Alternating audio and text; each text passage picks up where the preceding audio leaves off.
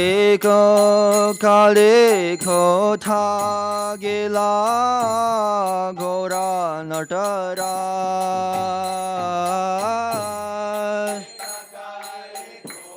ko thagela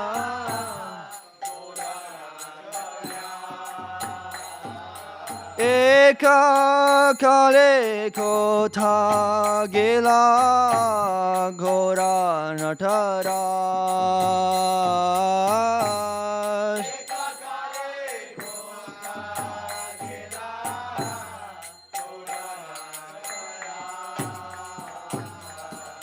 Pashane kutibo matha anale pashibo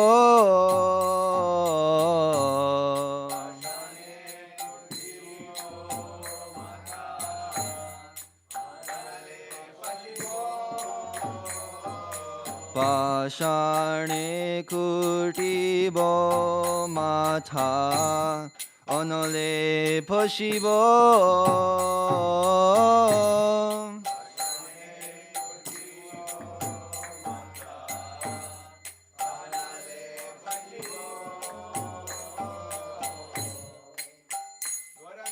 Goranga gunera nidhi kothagile pabo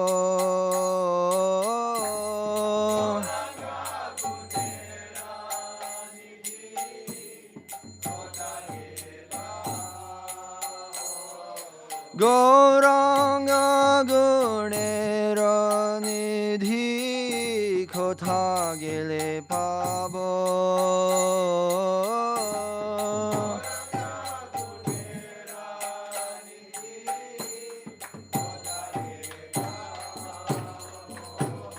Sheshaba Shangira Shange Je koilo bilas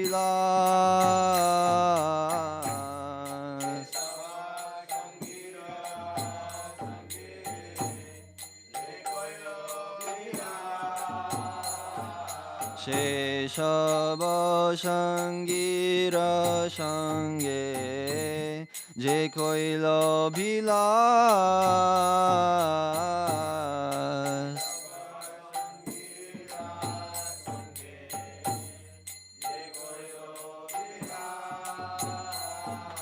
Sheshanga na paya kande narotamadas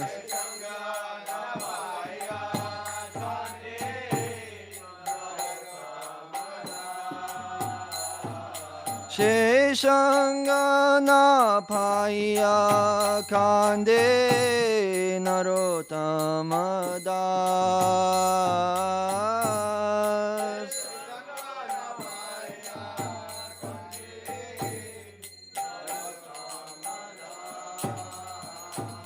Jayanilo Premadhana Karuna Prachur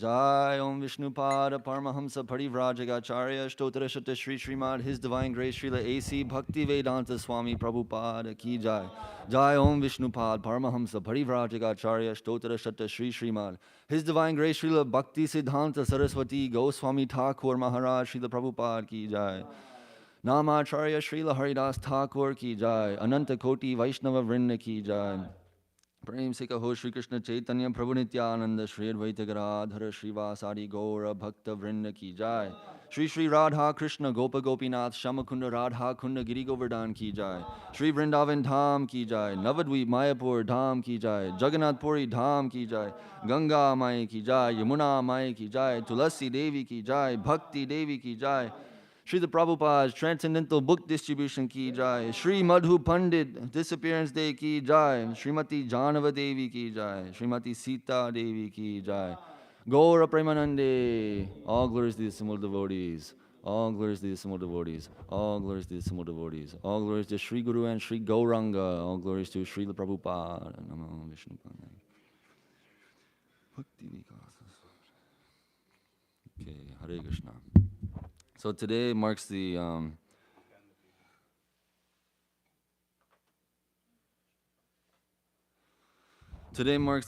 disappearance day of Sri Madhu Pandit, the appearance day of Srimati Janava Devi, and the appearance day of Srimati Sita Devi. So we'll see what time allots us, but we'll start by discussing Sri Madhu Pandit. Today is his disappearance day.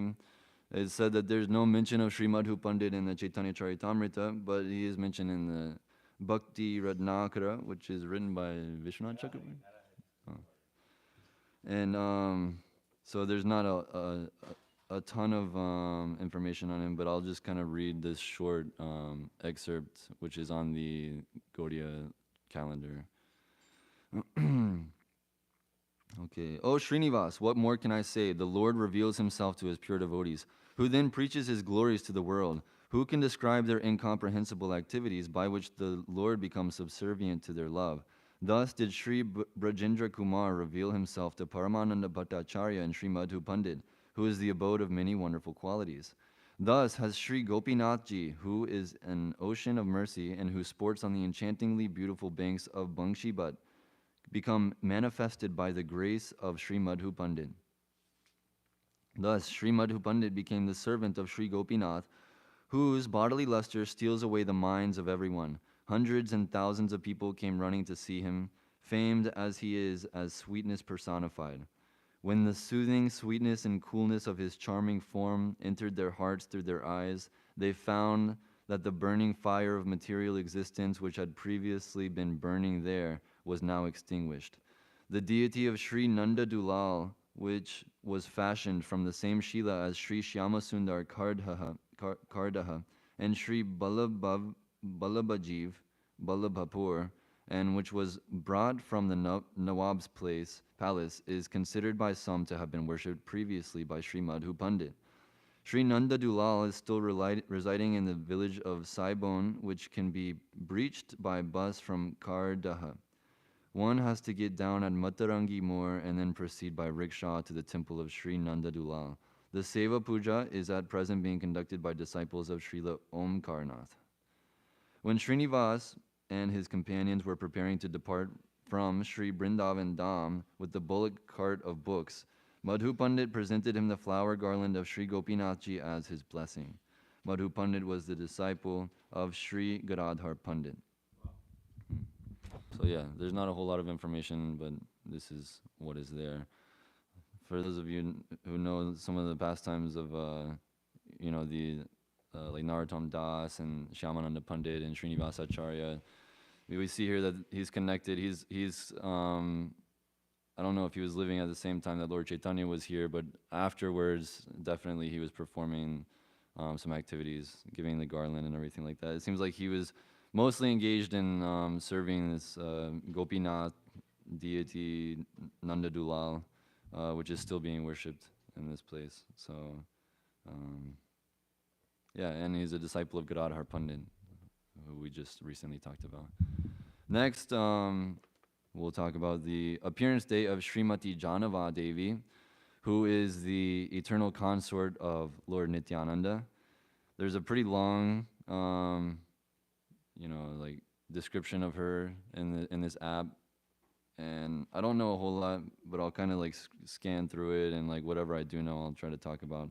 But one thing to understand is that Nityananda Prabhu is non-different from Balaram, and Balaram is non-different from Krishna. They're both like Vishnu Tattva. So therefore, Lord Nityananda also has his Shaktis, just how Krishna, Vishnu has his Shaktis. So Srimati Janava Devi is one of those Shaktis of Nityananda Prabhu. He had multiple wives, I think 3 wives, or Nityananda Prabhu? Just 2? What about Ganga Mata? Oh. Okay, well anyways. The so Nityananda Prabhu, he had these two wives who actually were sisters in this Gaura Leela. The first one being Janava Devi, and the second one being Vasudha. And these, in Krishna Leela, these are considered to be Revati, and the other one, Varuni. Varuni. Varuni. So these are Shaktis of Baladeva, of Lord Nityananda, who is non-different from Krishna. So being eternal associates, being eternal consorts, they also appeared in Gaura Leela, and specifically to assist Lord Nityananda Prabhu in his pastimes of spreading Krishna consciousness throughout Gauda Mandal. And they appeared in this family of a great devotee named Surja Das. So I guess like Surya. Surja Das. Sharekal was, and he was a resident of Shaligram, which was not very far from Navadvip, and he was a great devotee of Lord Chaitanya and of Krishna. And one night he had a dream where Lord Nityananda was revealed to him as being non-different from Balaram, and that his daughters were non-different from Revati and Varuni. So he, in his dream, he presented his daughters and offered them to Lord Nityananda as his wives. And then from that day, he had this like very intense desire that he wanted to offer his daughters to him, to Lord Nityananda. So he went and traveled to Navadvip, where there was the house of Srivas Pandit, where Lord Nityananda was staying for some time. And he approached the devotees there and submitted his request to have his daughters married to Lord Nityananda, where he agreed. And then there was a very opulent marriage that happened, which was funded by a wealthy devotee there. And yeah, so he got married to this Janava Devi and Vasudha Devi, and they each had several children. Or actually, no, Janava Devi didn't have any children, but Vasudha, she had several children. The foremost being Virabhadra Goswami. Oh, Ganga Devi. Oh, I see. Okay. So yeah, I don't know if she had any more, but those are very famous devotees coming in the line of Sri Nityananda Prabhu. And this Virabhadra Gosai is actually an incarnation of Kshirodakashaya Vishnu. I spoke a little bit about him last time I was speaking, I think about Vangshivadan Thakur, who was a disciple of Virabhadra. So Virabhadra, he was kind of sent by Krishna. You know, he's non-different from Krishna. He is Kshirodakashaya Vishnu. After Lord Chaitanya left this planet, and he was kind of like sent to keep the Krishna consciousness movement like moving after Lord Chaitanya left. So and this is kind of the origin story of like the Nityananda Vangsha, like the descendants of Nityananda Prabhu being the monopoly of Krishna consciousness in Bengal, and even to this day, those who claim to be in the family of Nityananda Prabhu, they, you know, they're respected as great devotees. But anyways, so he was a Diksha disciple of Janava Mata, who is a woman, a female. She was, I don't know if the first, but the most prominent female Diksha guru in our line of Gaudiya Vaishnavas, which is something which was uncommon at that time, certainly. I was just recently watching this interview with these two, with what is his name, Muli Bhattar, the Sri Vaishnava, who he kind of addressed ISKCON in general, speaking about like female Diksha gurus, and he said that in the Sri Vaishnava tradition, there has never been any case of this whatsoever. But he accepted that this Janava Devi was a Diksha guru and she was bona fide, but you have to understand that she was a Shakti of Lord Vishnu. And actually, Virabhadra Goswami like was reluctant to. Well, I don't know the whole backstory or everything, but it seems like he was a little reluctant to take Diksha from her at first, and then she revealed a four-armed form to him. And from that, he said, okay, like she's like bona fide guru. And so this is an instance of a bona fide female Diksha guru. Actually, what happens is Veerbhadra. Yeah, that's his Diksha guru. what happened was she was serving her prasadam, and one of her cloth was The about to slip Ketari off. Gram thing? Yeah, yeah, her Okay. cloth was about to fall off for some reason. So then she manifested two more Oh, arms, I see. and then he's like, I see, I see. bona fide. So this is another like pastime. She was very instrumental in this festival put on at Ketarigram, which was organized by great devotees like Narottam Das, Srinivasa Acharya, Shyamananda Pandit, and she was invited to go there and not only like cook and like distribute prasadam to all the devotees, but she was also preaching there because she was very fixed up in the philosophy and she was following very strictly, and she was a very chaste representative of her husband, who had passed at that point. And so, she is a bona fide recipient of Lord Chaitanya's mercy, and she also distributed that mercy to so many different devotees in Bengal during that time. And for that reason, she is respected as a great Vaishnava Acharya even to this day, even though that she was apparently in the body of a woman. But we must understand that she's like Nityasiddha Mahabhagava, like Vishnu Shakti Tattva, So, anyways, there's a lot of other information about her that you can read about in different books like Kalyan Kalpataru and like all of that. But I don't think any of us have really studied these books. You had something? You had a question? Yeah. So you said someone from the Sri Sampradaya accepted Janava Devi, yeah. as a bona fide female Diksha guru. Yeah, I mean, in that small interview that I watched, he was saying like, you guys have this Janava Devi who is a Diksha Guru, but we haven't seen in any other instance where there has been a case of this. So he like accepted, and if you really look into it, and I don't know if that person really like knew very much about it, because I think he got her name wrong at first. I think he called her like Janavi Devi Dasi or something, but then they corrected him, and then so I don't think he knew so much about it. The point that I was making was that like the Sri Vaishnavas, they don't have any instance of this whatsoever. The Gaudiyas, this is one very, very rare case where this has like come up. But like now modern day like feminists like basically quote this as being like, the way, the truth, and the light, and to justify all of their like feminist like motives, and things like that. But anyways, that's a whole other like thing. Here, hold up. Use the mic, turn the camera. My Just being mindful that we have an online audience too. I was just my understanding is that members of the Sri Sampradaya don't really acknowledge so much the legitimacy of Gaura Leela.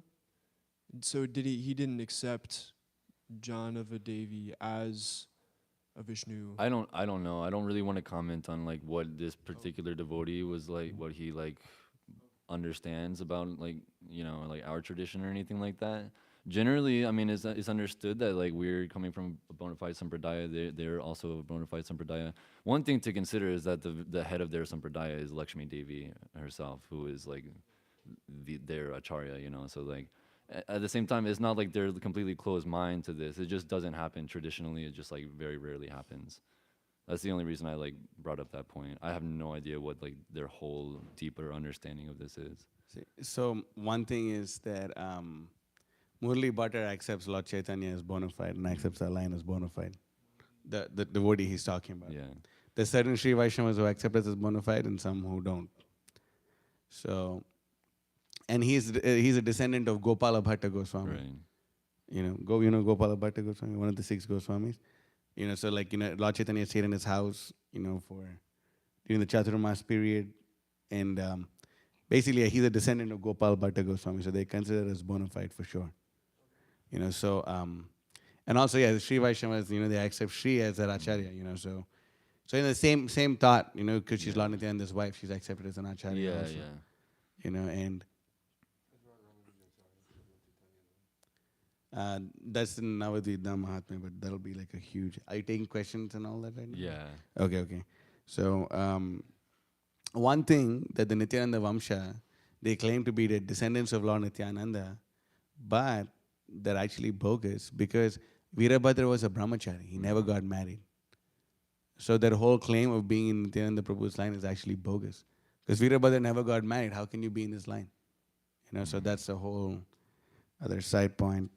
And another really important thing with Janava Mata is she was a very central figure in this whole Keturi Gram Mahotsava. The reason why Narottam Das Thakur actually arranged for the Keturi Gram Mahotsava is that he wanted to be, after Lord Chaitanya left, there were so many different groups of devotees, and he wanted to establish what the Siddhanta was because some got it right and some didn't get it right, and he wanted to establish what the Siddhanta was.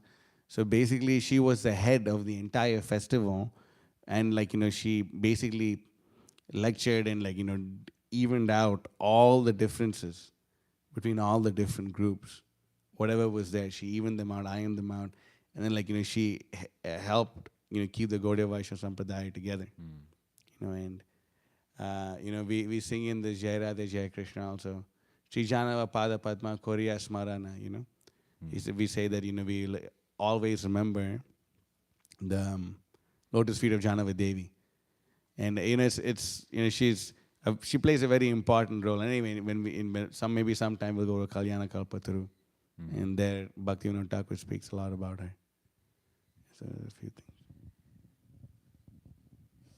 Okay. Is there anything else about Srimati Janavi Devi? Janava? Okay, so we'll go on. Today's also the appearance day of Srimati Sita Devi, who probably everybody knows is the divine consort of Sri Ramachandra, who appeared in the Treta Yuga. And he appears in Treta Yugas in many universes and in many times and everything, but specifically in descriptions of Rama Leela and Valmiki Ramayana, which we have and we are distributing and you can read. There's, and in every pastime of Lord Rama, the central figure there is actually Sita Devi. The whole story of the Ramayana is focused around her. It's like everything that's happening is happening because of her and everything. She is also a Shakti of Vishnu. She's his eternal associate, eternal consort. And she didn't take a regular birth in this material world like conditioned souls do. And she didn't even appear like how a lot of Nitya Siddhas do, coming in from a family or something like that. She literally was dug out of the earth by Janaka Maharaj. He was preparing to, he wasn't able to have any children, so he was preparing to do a sacrifice to have children basically. And while he was clearing the ground to perform this sacrifice, he uncovered Sita Devi, who was in the dirt. And because of this, because she's basically adopted by Janak Maharaj, she is also called Janaki, and Janaki, sorry. And so that's how she appeared. And then as she matured, then she was, Janak Maharaj was a very famous and powerful king at that time, and she was the princess of that kingdom, and so many people wanted to marry her, so they put on a big Swayamvara ceremony where basically it was a competition more or less to see who was the most qualified to marry her. And at that point, Lord Rama and Lakshman, they came there with Vishwamitra, I think, and they were all very young, but the whole competition was to see who could string Lord Shiva's bow, which Janak Maharaj was in possession of. I think Parashurama gave it to him or something like that. I think I remember it. Anyways, but so many great kings and princes all came around, and they tried to string this bow so that they could win the hand of Janak Maharaj's daughter. but not only could they not string the bow, they couldn't even lift it up. Except for then, whenever Lord Rama came there, he like very easily lifted up the bow. And not only did he string it, but he pulled it so hard that it completely like snapped the bow into two, and everybody was like, like super like amazed to like see this. It's like really cool. There's a really cool actually that's of Krishna. There's well there. Oh, is it the one where he's holding it? Okay, yeah. There's that one. There's also one of Krishna breaking that bow. Yeah, Krishna broke the bow. The Kamsa's. I don't know if it's Kamsa's bow, but it was when he went to Mathura. When he went to Mathura, he broke a bow. It's a very similar like pastime, but there's a really cool like picture of like Lord Rama like holding this bow and snapping it over his chest like this. But in the Ramayana, it's kind of described like he was like stringing it, and then it like broke because he was stringing it like so hard. But anyway, and it also described that it took like 80 men and like 8 axles of wheels to like move this bow and stuff. So like to like try to imagine like this small like Ramachandra like as like a prepubescent like teen, yeah, like breaking this is like really inconceivable. But anyways, the wonderful pastimes of Lord Rama. So then they got married. They, most people know this whole story, but basically, Lord Rama was supposed to be the successor for the kingdom of Dasharat, and then due to the mischievous, well, anyways, there's like a whole story. But Kaikeyi, the wife of Dasharat, basically convinced him to banish Lord Rama to the forest.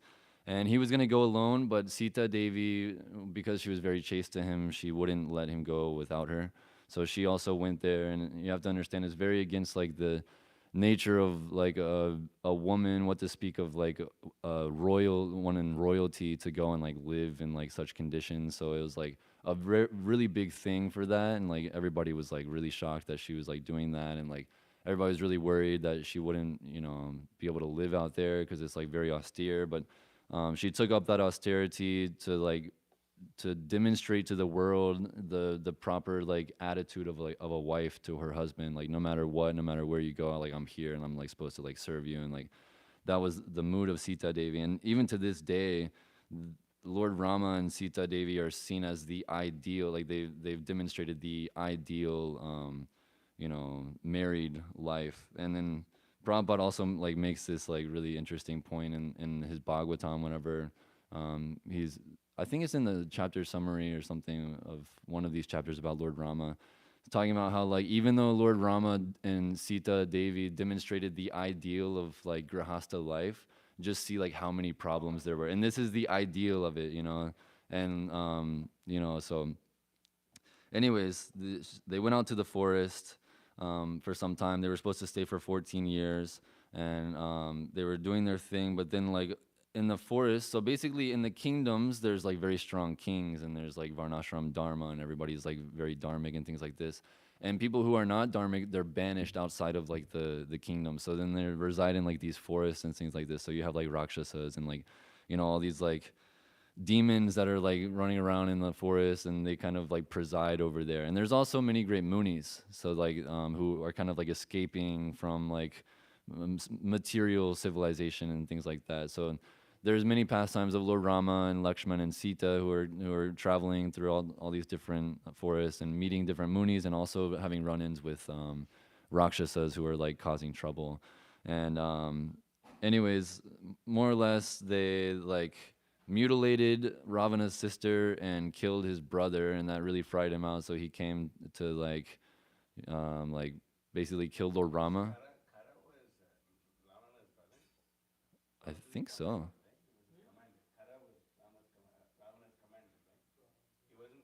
Oh, it wasn't. No, I thought that Shurpanika.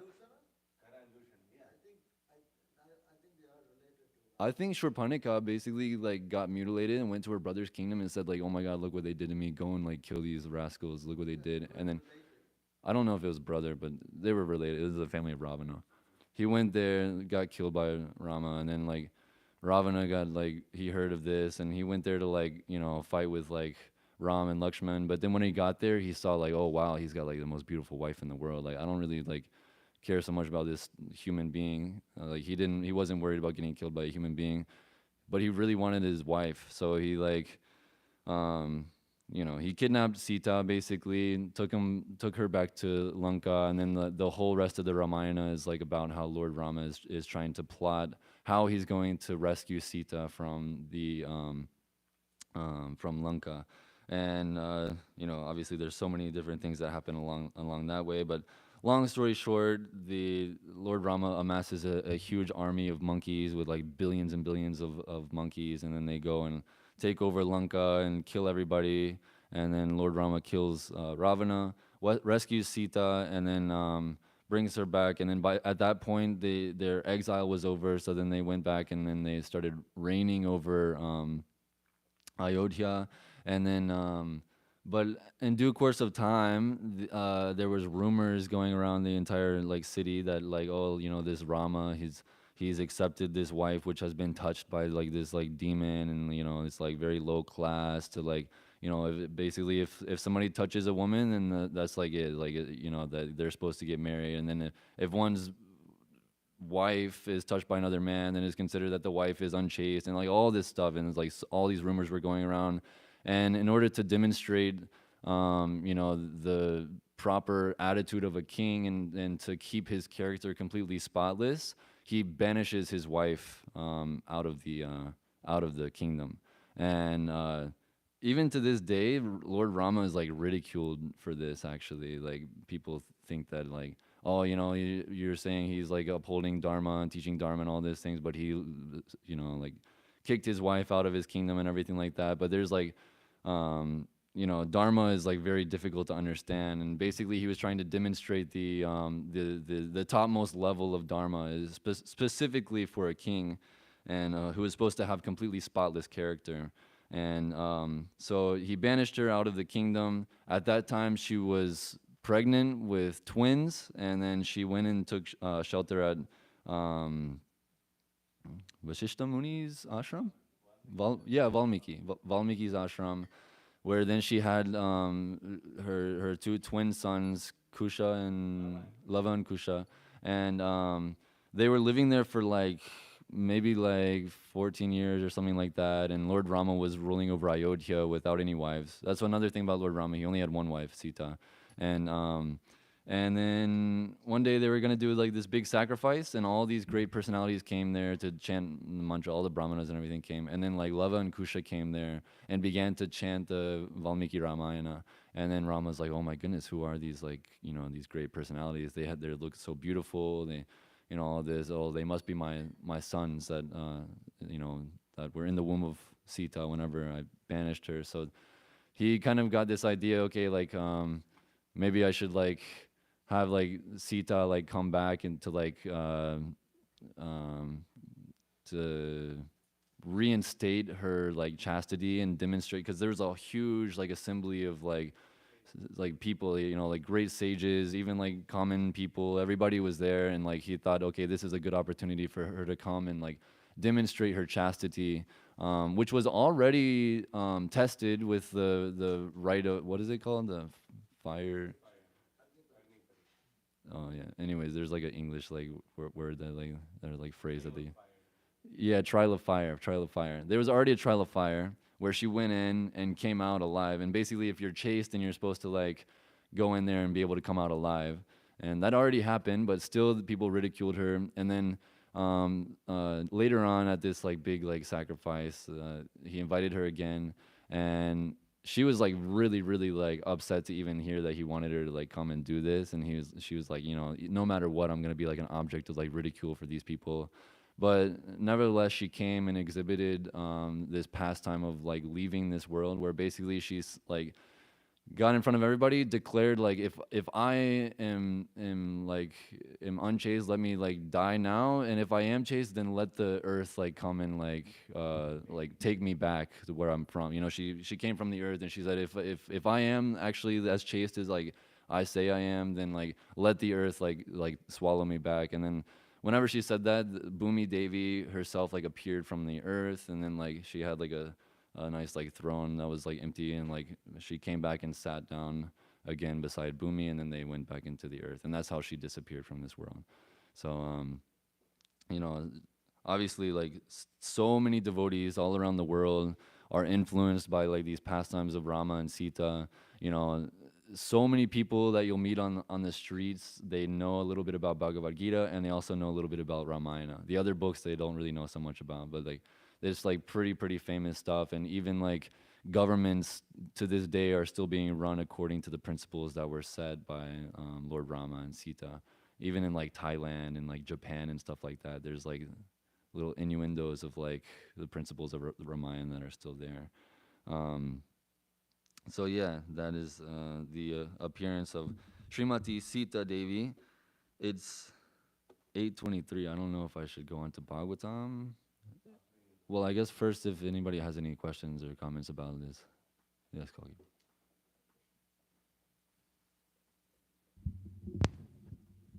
Hare Krishna. One thing, I mean, I have my speculations, but I don't know if anybody else knows.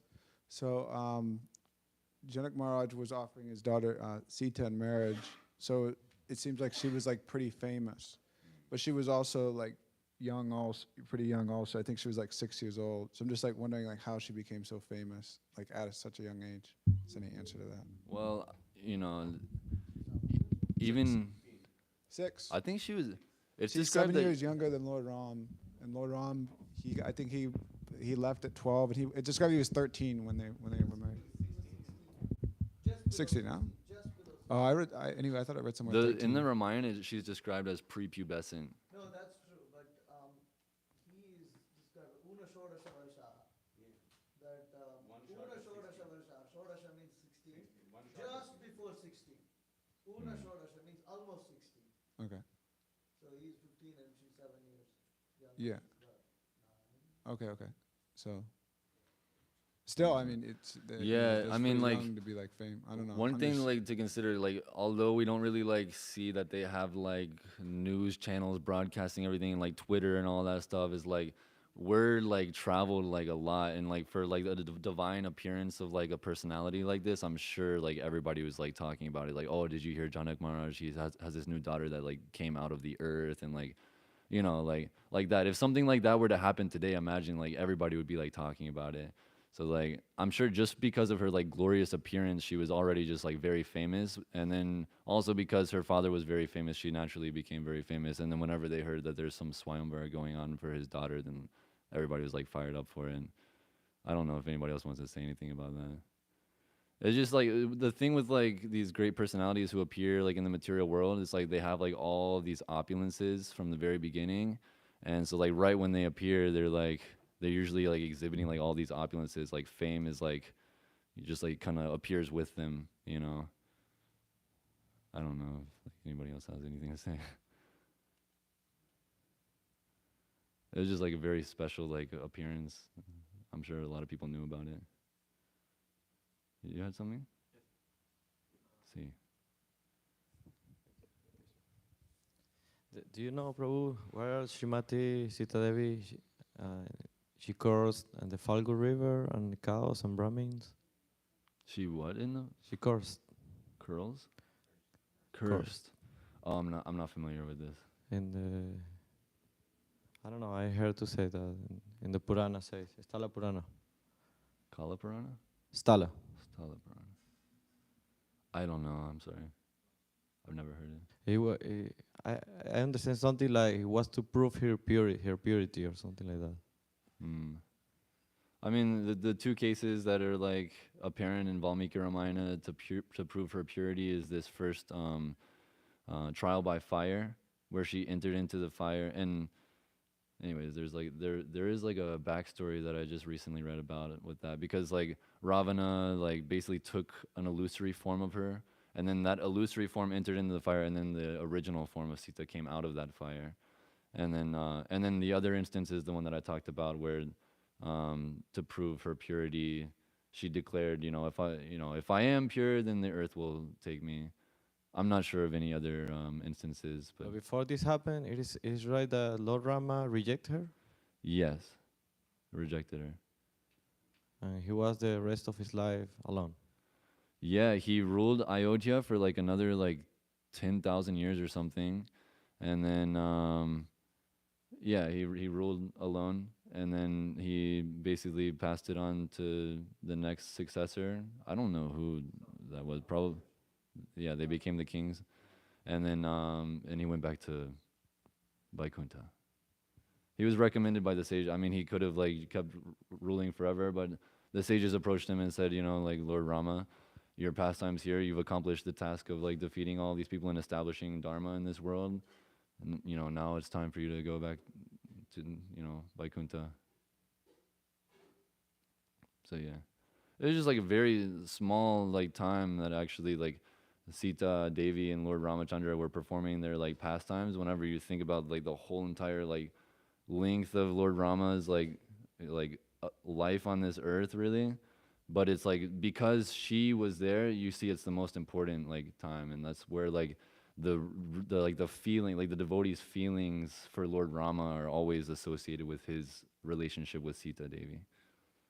You know, the rest of like all the you know the dharma and all of that, of course that's also there, but for the devotees, they really see the opulence of Krishna and Rama whenever he is relating with his devotees, you know.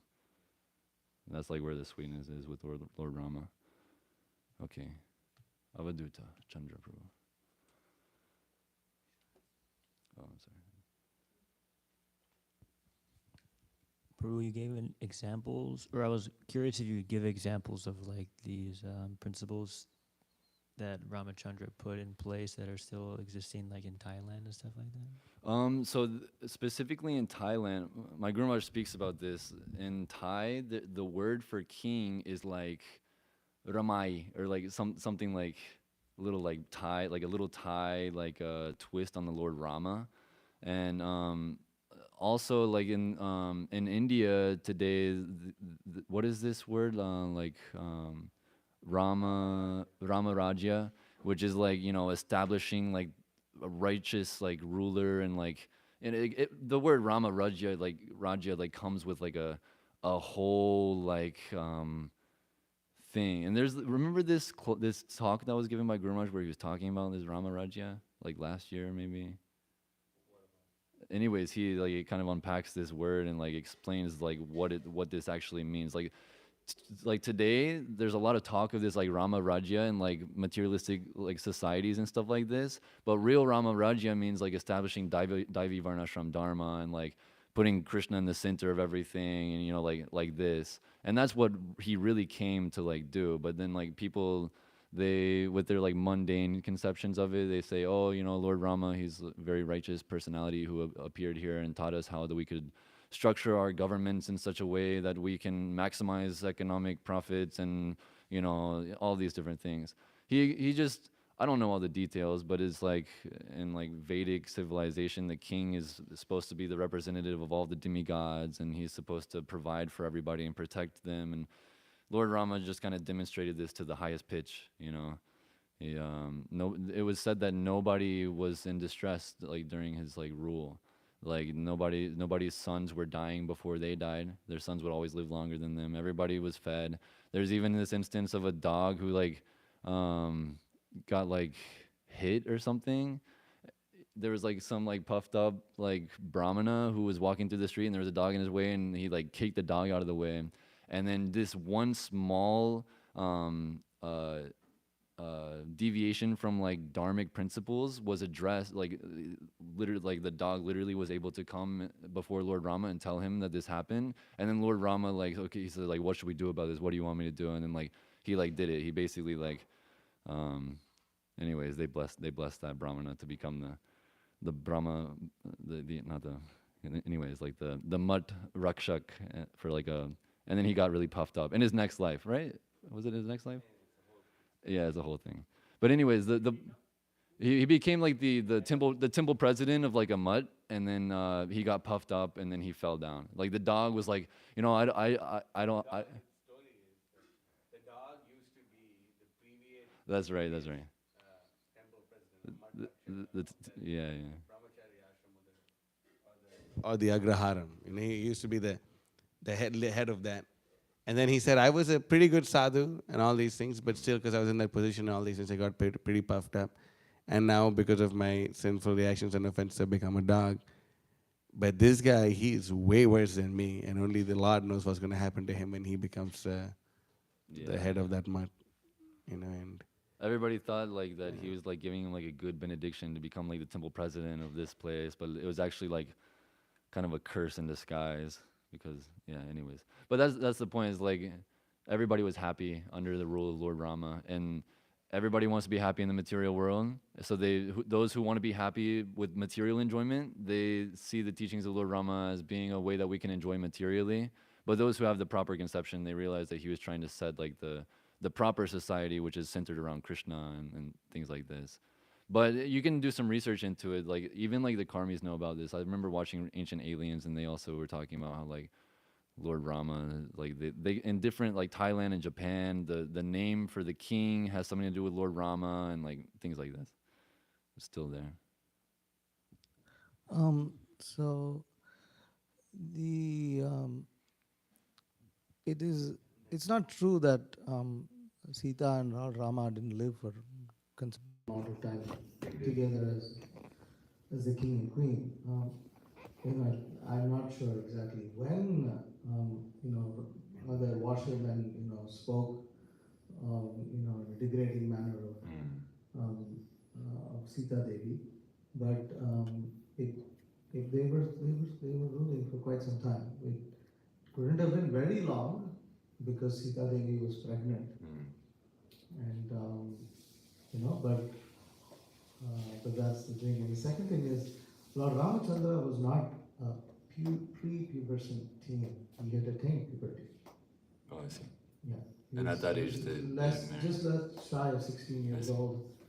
So that's when therefore Dasharatha was concerned. So he was a full-grown adult. In Vedic culture, that's an adult.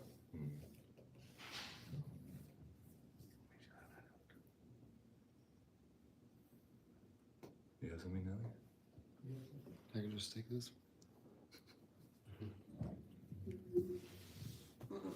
I was just curious. They sent an illusory Sita to Ravana's kingdom. And, so when he banished her to the forest, was that also an illusory Sita? No. Like the understanding is that like nobody can separate like Lakshmi and Narayana. Nobody can separate Sita and Rama. So like some like lowly like demon like Ravana, he can't just come and like steal like Sita away from Rama. He can't steal Lakshmi away from Narayana. They're like eternally like it's like the sun and the sunlight. They're like inseparable, So like in order for this pastime to go, then like there was this illusion that Sita was like taken and things like this, but in actuality, she never is separated from Lord Rama. That's what I was wondering with the same principle. So they weren't actually when he banished her and they were separated. So was that also an illusory? No. Only was the illusory Sita manifested whenever Ravana went and to touch her and take her away from Lord Rama. I see. It's the same thing. Like Prabhupada used this analogy that like that like in the West there's like so much like wealth, and you can like say that it's like Lakshmi, and then India has all this like culture and things like this, and whenever Lakshmi and Narayan come together, then that's like the natural state. But right now it's like the West has all this wealth, but it's like in the hands of like Ravana. It's in the hands of like evil. So he was basically saying, like we're taking it back,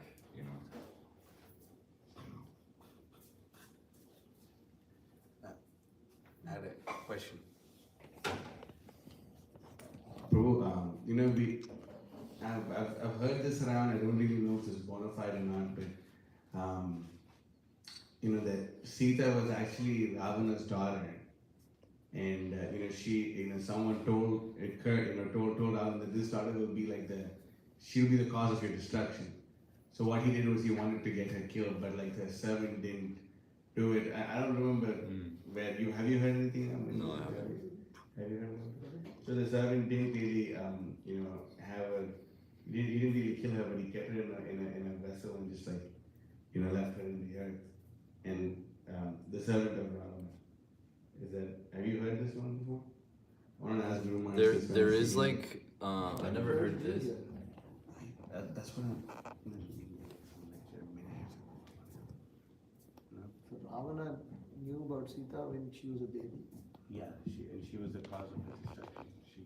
I never heard of that. I know that in the Ramayana it is like somebody cursed Ravana that a woman will be the cause of his destruction and his whole family. But I don't remember like it being specifically his daughter. I wanted to ask Guru Maharaj this when he came with this. I've never heard that. Anything from the Mataji's? Okay, are we going? Yeah. Okay, Srimati.